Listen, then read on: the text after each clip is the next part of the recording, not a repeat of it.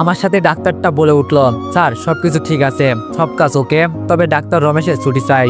ওর বউ পেটের যন্ত্রণায় মাটিতে পড়ে নাকি ছটফট করছে, হাসপাতালে নিয়ে যাওয়ার মতো ওর বাসায় কেউ নাই। আর এই খবরটা শুনে নাকি ওর শরীরটাও কেমন কেমন জানি করছে। আপনি বলেন, বউ বাড়িতে অসুস্থ থাকলে কার মন ভালো থাকবে? এর মাঝে মাইশা নামের মেয়েটা ধমক দিয়ে বলে উঠল, কোনো জায়গায় যাওয়া যাবে না, চুপচাপ কাজ করো, নইলে তো জানোই তোদের কি অবস্থা হবে। মিমের স্বামী নামক ব্যক্তিটা একবার আমার দিকে তাকিয়ে বলল, ওকে বাসা পর্যন্ত এগিয়ে দিয়ে আসো।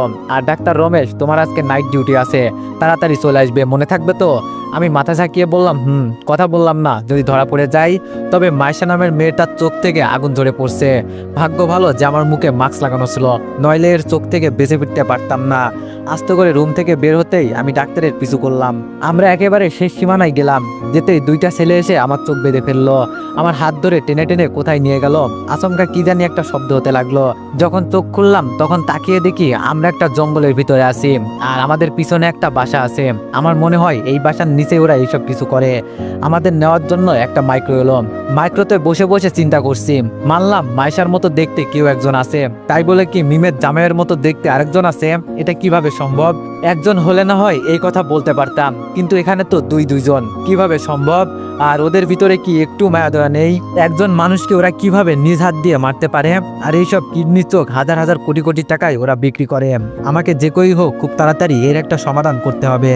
আর এরা কি সবাই আসল নাকি নকল, সেই বিষয়ে আগে আমার খোঁজ নিতে হবে। আমি এখানে কতদিনই বাঁচছিলাম, সব আমাকে জানতে হবে। আমার সাথে বসে থাকা ডাক্তার আমাকে সান্ত্বনা দিয়ে বলল, বন্ধু এত চিন্তা করিস না, সব ঠিক হয়ে যাবে, দেখিস। একটা বাসার সামনে আমাকে নামিয়ে ডাক্তার বলল, বসকে তুই তো চিনিসই, আমার এখন তাড়াতাড়ি যেতে হবে, তুই থাক কেমন, আর ভাবিকে তাড়াতাড়ি হাসপাতালে নিয়ে যা। আমি মাথা চাকিয়ে বললাম, ঠিক আছে। এটা বলতেই ওরা চলে গেল। ভাবলাম এখান থেকে চলে যাব, কিন্তু আমাকে কি যেন একটা টানছে। আমার কারণে এত মানুষের প্রাণ যেতে পারে না। যেহেতু আমি সবকিছু জানি আর নিজের চোখে দেখেও আসছি, তাড়াতাড়ি আমাকে কিছু একটা করতে হবে। তাই ভাবলাম যদি রমেশের বউ বলে কিছু একটা করতে পারি। দরজায় গিয়ে কলিং বেল বাজাতেই সুন্দরী একজন মেয়ে দরজা খুলে আমাকে জড়িয়ে ধরল। হয়তো এটাই রমেশের বউ। শালা, টাকা থাকলে কি এত সুন্দর বউ হয়? হয়তো সম্ভব। রমেশের বউকে ছাড়িয়ে মুখ থেকে মাস্ক সরিয়ে বললাম, আমি রমেশ না। মেয়েটা আমাকে দেখে চোখ বড় করে ফেললো আর ধীরে সুস্থে প্রশ্ন করলো, আপনি কে? আর আমার স্বামীর এই পোশাক কোথায় পেলেন? আমি সরাসরি প্রশ্ন করলাম, তোমার জামাই কিসের চাকরি করে এটা তুমি ভালো করে জানো তো? মেয়েটা স্বাভাবিকভাবেই উত্তর দিল, না জানার কি আছে, হ্যাঁ ওটো ডাক্তারির চাকরি করে। আমি বললাম, তাই নাকি? তোমার জামাই ডাক্তারির চাকরি করে? যে একজন মানুষের জীবন নিতে পারে সে কিভাবে ডাক্তার হতে পারে? মেয়েটা তুতলাতে তুতলাতে বলল, আপনি কি বলছেন এইসব? আমি বললাম, এত তুতলাতে হবে না। যে একই বিছানায় এক স্বামীর সাথে শুয়ে থাকে, সে কি আর জানবে না তার স্বামী কিসের কাজ করে? এটা তো কখনোই হতে পারে না। এই মুহূর্তে মেয়েটার ফোনে কল আসলো, আর ফোনটা রিসিভ করে আমার দিকে চোখ বড় বড় করে তাকিয়ে আছে। আমি এবার বুঝে গেলাম আমি যে ওখান থেকে পালিয়ে আসছি এই খবরটা অলরেডি সবাই হয়তো জেনে গেছে। রমেশের বউ যেই ফুলদানি দিয়ে আমাকে আঘাত করবে অমনি ওকে ধরে বললাম, আমাকে মারবি না, টাকার জন্য তোরা সব করতে পারিস না, তারা জীবনের উচিত শিক্ষা দিচ্ছি তোরে। চুলের মুঠি ধরে বাসা থেকে বের করলাম। ও জোরে চিৎকার দিয়ে বলছে, বাঁচাও। বুঝলাম তাড়াতাড়ি আমাকে কিছু একটা করতে হবে। এখনই ও শরীর থেকে সম্পূর্ণ কাপড় টেনে খুলে ফেললাম। মেয়েটা আমার সাথে জোরাজোরি করছে আর বলছে, আমার এমন সর্বনাশ করবেন না। আমি মানছি আমি অপরাধ করছি, কিন্তু আমি কোনো কথা না শুনে ওর শরীর থেকে সম্পূর্ণ কাপড় খুলে ওরে রাস্তার মাঝখানে ফেলে দিয়ে চিৎকার করে বললাম, ও আমার বউ, আজকের দিনের জন্য তোমাদের কাছে ফ্রি করে দিলাম। যদি কারো মন চাইতো ফ্রিতে সবকিছু করতে পারো। এই বাসাটাও ফ্রি আছে, যদি কেউ চাও তো। এটা বলতেই তিনটা ছেলে চলে আসলো আর এসে চোখের পলকে আমার সামনে থেকে রমেশের বউকে তুলে নিয়ে গেল। পিছন থেকে জোরে বললাম, ভাই ভাইরাল একটা ভিডিও চাই আমি। আমার মুখে মাস্ক থাকার কারণে কেউ চিনতে পারে নাই। ভাবছিলাম ওকে মেরে ফেলবো, কিন্তু আমার পক্ষে মানুষ খুন করা কখনোই সম্ভব না। আমি নিজে একজন মানুষে আবার অন্য একজনকে কিভাবে খুন করতে পারি বলেন? তাড়াতাড়ি এখান থেকে সরে গেলাম, নয়তো আবার যদি কেউ চলে আসে তাহলে ধরা খেয়ে যাব। আমাকে একমাত্র যদি কেউ চিনে থাকে তবে সেটা রমেশের বউ, কিন্তু আজকে ওর অবস্থা অনেক খারাপ হয়ে যাবে আর আশা করি আমি ধরা পড়বো না। একটা দোকানে গিয়ে বললাম, ভাই 1 মিনিট কথা বলা যাবে, কিছু টাকা আনার ছিল। দোকানদার বলল, ঠিক আছে বলেন। আপুকে কল দিতেই আপু কল ধরে বলল, কে বলছেন? আমি বললাম, আপু আমি। আপু অনেকটাই আগ্রহ নিয়ে জিজ্ঞেস করলো, ভাই তুই কই? আজ 3 দিন ধরে তুই নিখোঁজ। মাইশার বাবা সহ আমরা সবাই মিলে তোরে খুঁজতেছি, কিন্তু পাই নাই। তুই কই আসোস এখন? আজ 3 দিন ধরে আমি নিখোঁজ, আর আমি নিজেই জানি না। অবশ্য জানবো কিভাবে? আমি তো অজ্ঞান ছিলাম। আমি বললাম, হ্যাঁ আপু, আমি একটু ঢাকায় আসছি, একটা ইমার্জেন্সি দরকারে। আপু একটা হেল্প কর না। আপু বলল, যেভাবে বলছিস মনে হচ্ছে জানো আমি তোর জন্য আপু না। আমি বললাম, আচ্ছা সরি। শোন আপু, এই নম্বরে কিছু টাকা দিতে পারবি? আমি এসে তোরে দিয়ে দিব। আমার পকেট মারা হয়েছে। আপু হাসি দিয়ে বলল, আমার কিপটে ভাইয়ের পকেট মারা হয়েছে, সেটা আমার কোনোভাবেই বিশ্বাস হচ্ছে না। আমি বললাম, ধুর, এমনিতেই আসি বিপদে, তুই দিবি কিনা তা বলতো। আপু বলল, দিচ্ছি। ফোনটা কেটে দেওয়ার 2 মিনিট পরই টাকা এসে গেল। এখন আবার বাড়িতে যেতে হবে। টিকিট কেটে বাসে উঠে গেলাম। বসে বসে চিন্তা করছি, আজকে যা দেখলাম তা কি আসলে সত্যি, নাকি আমার চোখের দেখা ভুল। কিন্তু নিজ চোখে যা দেখছি তা তো আর অবিশ্বাস করতে পারি না। আমার মনে হচ্ছে এই সব কিছু আমি একা খুঁজে বের করতে পারবো না, আমার কাউকে দরকার। কিন্তু কাকে এই কথা বলবো, কে আমার কথা বিশ্বাস করবে? একা একা এইসব কাজ করা কখনোই সম্ভব না। আজকে 3 দিন হয়ে গেল। আমি যদি বলি মাইশা ওর বড় বোনের শ্বশুর বাড়িতে, তাহলে কি ভুল হবে? হয়তো না। সবার আগে আমাকে এই খোঁজ নিতে হবে, মাইশা এই 3 দিন কোথায় ছিল। যদি সত্যি সত্যি এটা মাইশা হয়, আমি ওকে ছাড়বো না, কোনো দিনই না। রমেশের বইয়ের থেকেও ওকে আরো বড় শাস্তি দিব। ওরা কিভাবে পারে মানুষের জীবন নিয়ে খেলতে?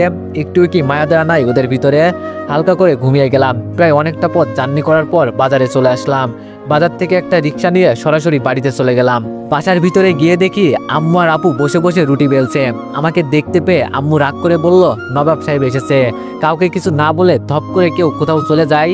আম্মুর কাছে বসে বললাম, সরি আম্মু, আসলে কি করব বলো, ইমার্জেন্সি একটা দরকার ছিল, আর বস কল করছিল। কি আর করব বলো, পরের আন্ডারে কাজ করি, ওনার কথা তো মানতেই হবে। এই 3 দিন কিছু কাজ করে দিয়ে আসলাম, আরো কয়েকদিন বেশি ছুটি পেলাম। ভালো হয়েছে না বলো? তুবা কিচেন থেকে বের হতে হতে বলল, অনেক ভালো হয়েছে ভাইয়া, কিন্তু তুই আমাদের একটা কল করে এই কথা তো বলতে পারতি। আর তোর ফোন বন্ধ বলছে কেন? আমি বললাম, আর বলিস না আপু, তোরে আমার পকেট মারা হয়েছে, তুই তুবার আম্মুকে বলিস নাই কেন? আচ্ছা আগে গোসল করে আসি, শরীরটা অনেক গরম হয়ে গেছে। আপু আস্তে করে বলল, সেই দিনের মতো কথা বলে এত দেরি করিস না। পেছন থেকে আম্মু বলল, আরেকবার যদি ওই মিমের সাথে তোরে দেখি না, পা ভেঙে গাছে ঝুলিয়ে রাখবো, এটা মনে রাখিস। মিমদের পুকুরে নেমে মনের সুখে গোসল করছি। হঠাৎ কে জানি বলল, কিরে এভাবে পুকুরে নেমে গোসল করছে? মাথা উপরে তুলে দেখি মিম। আমি হাসি দিয়ে বললাম, কেন, আমি মারবি নাকি? মিম বলল, শালা তুই কথা বলিস না, কই গেছিলি হঠাৎ করে? ভাবছিলাম তোর সাথে একটু ঘোরাঘুরি করব, কিন্তু তোর আর কোনো খবরই নেই। আমি বললাম, আমার সাথে এত ঘোরাঘুরি করা লাগবে না, আমি বিবাহিত মেয়েদের থেকে দূরে থাকতে পছন্দ করি। আচ্ছা মিম, একটা কথা তোর কাছ থেকে জানার ছিল। মিম বলল, বল। আমি বললাম, তোর জামাই কোথায়? মিম বলল, আরে ওর খবর কি আর পাওয়া যায়, ওই বিয়ের দিনই চলে গেছে, তোর সাথে কথা হলো না এরপরই চলে গেছে। আমি বললাম, আচ্ছা তোর হাজবেন্ড কিসের ব্যবসা করে, কিছু জানিস তুই? মিম বলল, এগুলো শুনে তুই কি করবি? আমি বললাম, আরে বল না। মিম বলল, তাহলে উপরে উঠে আয়, এক জায়গায় বসে এইসব কথা বলি, আর তোর যদি চাকরির দরকার হয় আমাকে বলতে পারিস। মনে মনে বললাম, তোর জামাইয়ের মতো আমি পশুর চাকরি করতে চাই না, শালা পশুর চাইতেও আরো নিকৃষ্ট। যদি ওকে একবার আমি হাতের কাছে পাই না, তখন দেখিস আমি কি করি। মিম বলল, এই শালা পানিতে দাঁড়িয়ে কি চিন্তা করিস, উপরে আয়। আমি বললাম, এখন আমার গোসল হয় নাই, এখন বল তোর স্বামী কিসের ব্যবসা করে? মিম বলল, এত পাগল হলি কেন? বলবো নি, আজকে বিকালে চল কোথাও গিয়ে ঘুরে আসি। আর এইসব কথাও বলা হয়ে গেল। আমি বললাম, আচ্ছা ঠিক আছে। মিম বলল, আর দীপু, তুই এই 3 দিন কোথায় ছিলি রে? আমি বললাম, এই তো মিম, একটু অফিসের দরকারে কাজে গিয়েছিলাম, কিছু কাজ ছিল হাতে, সেগুলো করে রেখে আসছি। হঠাৎ পুকুর পাড়ে এসে তুবা বলল, ভাইয়া মাইশা আপু আমাদের বাসায় আসছে, তোমাকে তাড়াতাড়ি যেতে বলছে। এবার জেনে আমার ভয়টা আরো বেড়ে গেল।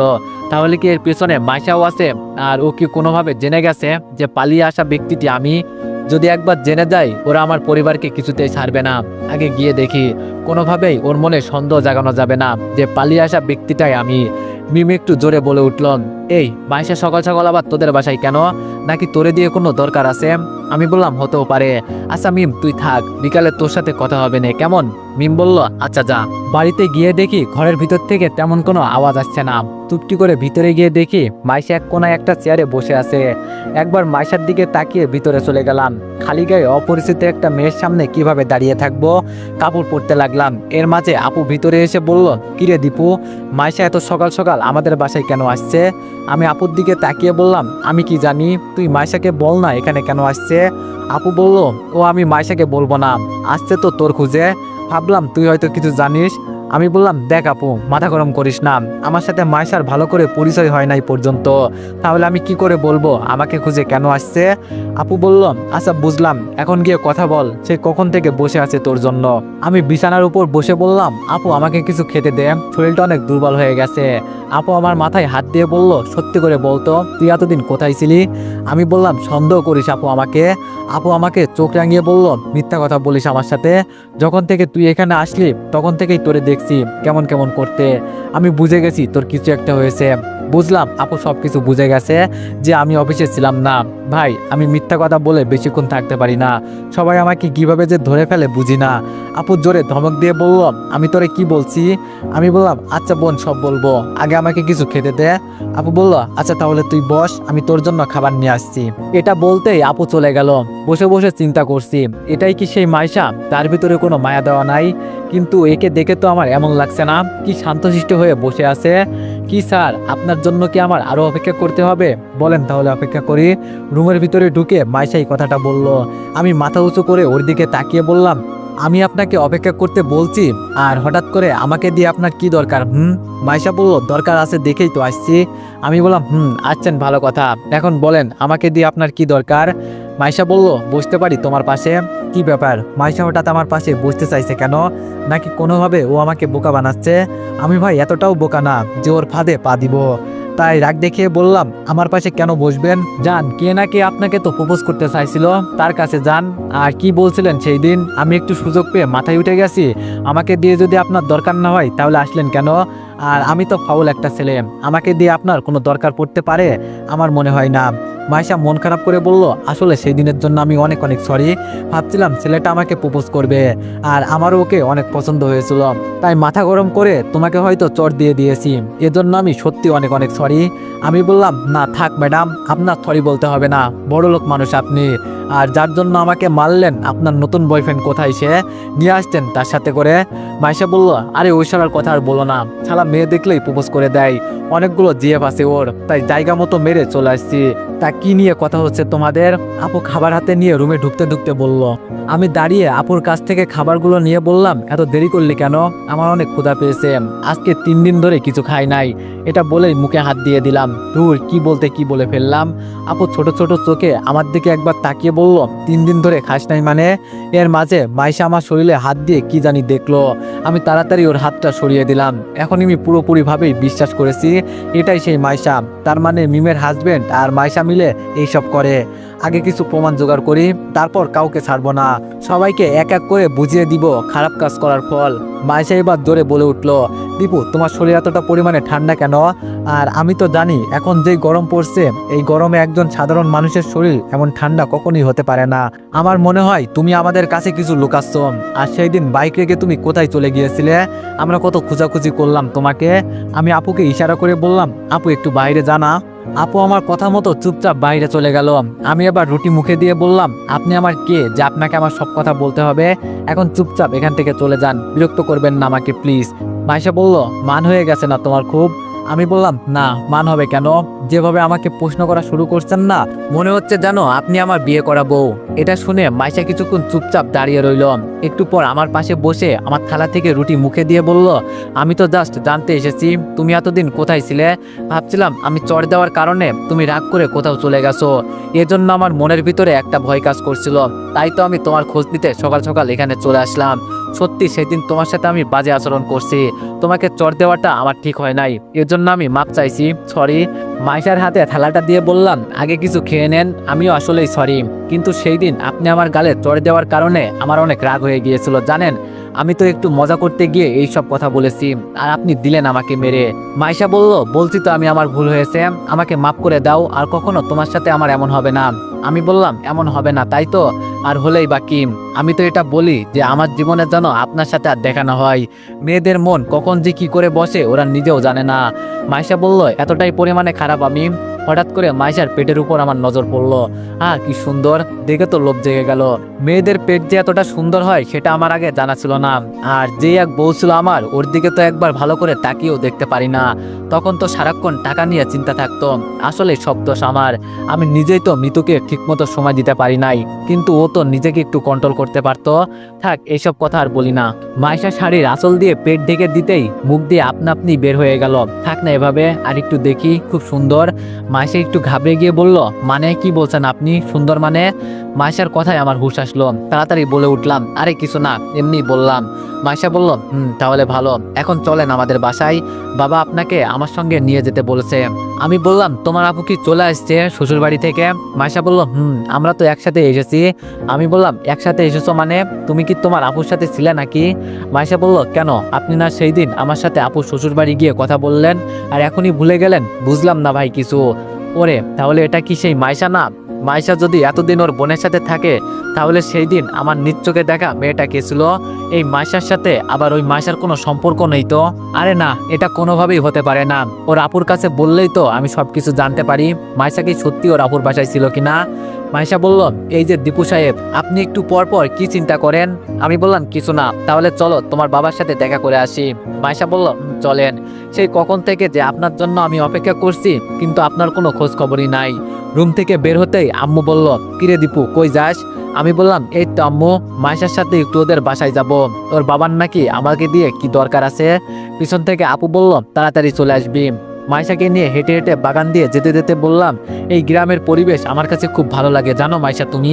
মাইশা বলল, আমারও অনেক ভালো লাগে, এজন্য তো 1 মাস পর পর আমাদের গ্রামের বাড়িতে আসি। আমি বললাম, আচ্ছা মাইশা, তোমাকে একটা প্রশ্ন করব। মাইশা বলল, করো। আমি বললাম, তোমার কি কোনো যমজ বোন আছে? এটা বলতেই মাইশা আমার দিকে একটু সন্দেহ দৃষ্টিতে তাকিয়ে বলল, না, কেন? আর হঠাৎ এই কথা বললেন কেন? আমি বললাম, আরে না, এমনি বললাম। বলছি তোমার কোনো যমজ বোন থাকলে খুব ভালোই হতো, তাই বলছি আর কি। ওকে বুঝতে দিলাম না যে আমি কি বলতে চাইছি। মাইশার সাথে ভালো মন্দ কিছু কথা বলতে বলতে মাইশাদের বাসায় চলে আসলাম। কলিং বেল বাজাতেই মাইশার আব্বু এসে দরজা খুলে দিল। আমি ওনাকে দেখে সালাম দিয়ে ভিতরে গিয়ে বসলাম। কিছুক্ষণ পর আঙ্কেল হাতে করে আপেল মুখে দিয়ে খেতে খেতে বলল, তোমাকে আমি কত ভালো মনে করতাম, আর তুমি সেই দিন আমাদের সবাইকে টেনশনে রেখে চলে গেছো। একবারও তো কাউকে ফোন করে কিছু বলতে পারতে নাকি? আমি বললাম, আসলে অনেক অনেক সরি আঙ্কেল, বস ইমার্জেন্সি কল করে বলছে তাড়াতাড়ি না গেলে আমার চাকরি চলে যাবে। এতদিন চাকরির মায়া কি আর ছাড়া যায় বলেন? তাই সবকিছু ফেলে চলে গিয়েছিলাম। আর আপনার বাইকটা আনিয়েছেন কাউকে দিয়ে? আঙ্কেল বলল, তোমাকে খুঁজতে গিয়ে দেখি রাস্তার মাঝখানে বাইক পড়ে আছে। আর এমন চাকরি করা লাগবে না, এটা বাদ দাও। আমার অফিসে ঢুকে পড়ে স্বাধীন মতো চাকরি করতে পারবে, কেউ তোমাকে কিছু বলার সাহস পাবে না। পিছন থেকে মাইশা বলে উঠলো, কার চাকরি চলে যাচ্ছে বাবা? আঙ্কেল বলল, এই তো মা, দীপুর কথা বলছি। ও না গেলে নাকি ওর চাকরি চলে যেত। আমাদের হেড অফিসে যেই পদটা খালি আছে না, ওটা দীপুকে দিয়ে দে। আমি বললাম, আরে না আঙ্কেল, লাগবে না। যদি চাকরি ছেড়ে দিই তাহলে বলবো। মাইশা মুচকে হাসি দিয়ে বলল, চাকরি থাকলে তো ছাড়বে। আঙ্কেল মাইশার দিকে তাকিয়ে বলল, কি বললি মা, বুঝলাম না কিছু। মাইশা বলল, বুড়ো হয়ে যাচ্ছ না বাবা তুমি, তাই এত কিছু বুঝবে না। আর দীপু, তোমার যদি সময় থাকে আমার সাথে ছাদে চলো, আমার তৈরি করা ফুলের বাগানটা দেখাবো। আমি বললাম, আঙ্কেল আপনি তাহলে থাকেন, আমি উপরে আসি। আঙ্কেল বলল, ওকে যাও, তবে আমাদের বাসা থেকে একসাথে খাবার দাবার করে যাবে, কেমন? আমি বললাম, আচ্ছা ঠিক আছে আঙ্কেল।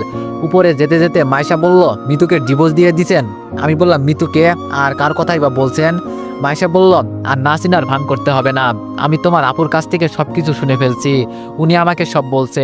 আমি বললাম, ও তাহলে সবকিছু জেনেই গেলে, তাহলে শোনো, ডিভোর্স দেওয়া হয় নাই, তবে খুব শীঘ্রই দিয়ে দিব, দেখি আগে কি হয়। মাইশা বলল, এই পরকীয়ার পরেও যদি ও আপনার কাছে ফিরে আসতে চাই তাহলে গ্রহণ করবেন? আমি বললাম, গ্রহণ করব না মানে? অবশ্যই গ্রহণ করব, তবে ও যখন আসবে না, ঘর থেকে লম্বা ছুরিটা দিয়ে ওকে টুকরো টুকরো করে নদীতে ভাসিয়ে দিয়ে পরে আমি জেলে চলে যাব, ঠিক এভাবেই গ্রহণ করব। মাইশা বলল, পরকীয়া জিনিসটা অনেক খারাপ, কিন্তু মেয়েরা তো এটা বোঝে না, লুকিয়ে আর কয়দিন এসব করবে। মনে রেখো, ধরা পড়লে কিন্তু জামিন নাই। কেন অন্য মেয়েরা যদি এক স্বামীতে আসক্ত থাকতে পারে, তুমি রঙ্গিলা মেয়ে কেন পারবে না? তুমিও তো মেয়ে, ও তো একটা মেয়ে, তফাৎ শুধু ভালোবাসায়। যারা ভালোবাসা না বুঝে তারা এইসব কাজ করে। আমি বললাম, মাইশা, তুমি খুব সুন্দর কথা বললে। আর এগুলো কি তোমার লাগানো ফুল গাছ নাকি? ছাদের এক কোণায় সুন্দর করে সাজানো অনেকগুলো ফুল গাছ রাখা আছে। মাইশা বলল, সব আমার লাগানো ফুল গাছ, আমি না থাকলে আমাদের বাসার কাজের বুয়া এগুলো দেখে, আর আমি তো মাঝে মাঝে আসি। আমি বললাম, এখানকার সবকিছু মিলিয়ে আমার কাছে পরিবেশটা অন্তত ভালো লাগছে। মাইশা বলল, দীপু আমার দিকে একবার তাকিয়ে একটা সত্যি কথা বলবে? মাইশার কথা শুনে আমি ওর চোখের উপর তাকালাম, কিন্তু একটু পরেই চোখ সরিয়ে নিলাম। কেমন জানি একটা মায়া কাজ করছে আমার। মাইশার চোখের জাদু আমাকে কাছে টানছে। যতবারই আমি ওর কাছে আসছি কেমন জানি অন্যরকম একটা ফিলিংস হচ্ছে আমার। দূর, আমি এইসব কি চিন্তা করছি, কোথায় আমি আর কোথায় ও? আবার আমি একটা বিয়েও করেছি, কি রেখে যে কি চিন্তা করি না আমি মাঝে মাঝে। মাইশা বলল, কি হলো, চোখ সরিয়ে নিলে কেন? আমি বললাম, এমনি, বলো তুমি কি বলতে চাও। মাইশা বলল, এই 3 দিন তুমি কোথায় ছিলে আমি একটু জানতে চাই। আমি বললাম, সত্যি জানতে চাও? তাহলে শোনো, এই 3 দিন আমি আমার এক ফ্রেন্ডের বাসায় ছিলাম। আমি দেখতে চেয়েছিলাম আমি না থাকলে কার কার খারাপ লাগে আমার জন্য, আর বিশেষ করে ওর বিয়ের দাওয়াত ছিল, তাই সব কিছু রেখে সরাসরি ওর বিয়েতে চলে গেলাম। মজা করতে করতে কিভাবে যে 3 দিন চলে গেল বলতেই পারি না। তবে বিয়ে বাড়ি থেকে আমার ফোনটা হারিয়ে গেছে, এজন্য তো আমাকে কলে কেউ পাইনি। মাইশা আবার হতাশ হয়ে আমার দিকে তাকিয়ে বলল, ও। মনে মনে বললাম, মাইশা আমার কাছ থেকে কি জানতে চাইছে? আরে ভাই, আমার মাথায় এখন কাজ করছে না, এই মাইশাটাই কে? আর 2 জন মাইশার দেখতে তো একদম হুবহু হতে পারে না, একটু হলেও তো ব্যবধান থাকতে পারে না ওদের মাঝে। কিন্তু আমি কাকে দেখে কাকে মাইশা বলবো? আমাকে সবকিছু জানতে হবে। মাইশা বলল, ওই মিয়া, আবার কি ভাবো? আমি বললাম, কিছু না মাইশা। আচ্ছা, আমি তাহলে আজকে আসি, কেমন? মাইশা বলল, দীপু। আমি বললাম, কিছু বলবে কি আবার মাইশা? মাইশা বলল, বলার জন্যই তো এখানে নিয়ে আসছি। আমি বললাম, তাহলে বলো কি বলবে। আর সেই কখন থেকে কি বলতে চাও আমি দেখছি, কি বলো না? আমাকে বলো, এখানে চলো ওখানে চলো, যা বলার দরকার তোমার সরাসরি বলে দিলেই তো পারো, এত মনের ভিতরে চেপে রাখতে হবে না। মাইশা বলল, আচ্ছা দীপু, মনে করো হঠাৎ করে তোমাকে একটা মেয়ে প্রপোজ করছে, তুমি কি তাকে না করে দিবে? আমি হাসতে হাসতে বললাম, আমাকে আবার মেয়ে প্রপোজ করবে মাইশা? তোমার কথাটা শুনে আমার হাসি পেয়েছে। যেই মেয়ে জানবে আমার আগে একটা বউ ছিল, সে আর কোনো জন্মেই আমাকে প্রপোজ করবে না। মাইশা বলল, একটা বিয়ে করলে কি হবে? তোমাকে দেখে এখন যে কোনো মেয়ে প্রেমে পড়ে যাবে। আমি বললাম, থাক, আর মজা করতে হবে না, আজকে কালো বলে এভাবে মজা নিচ্ছ। মাইশা বলল, আরে মজা করব কেন, সত্যি বলি, কোনো একদিন তোমাকে একটা মেয়ে প্রপোজ করবে, তখন কিন্তু তাকে তুমি ফিরিয়ে দিও না, আগে থেকেই তোমাকে আমি বলে রাখছি। আমি বললাম, ধুর মাইশা, তুমি না আমার সাথে ফাজলামি করা শুরু করছো। মাইশাকে রেখে আমি হেঁটে হেঁটে সামনের দিকে যাচ্ছি।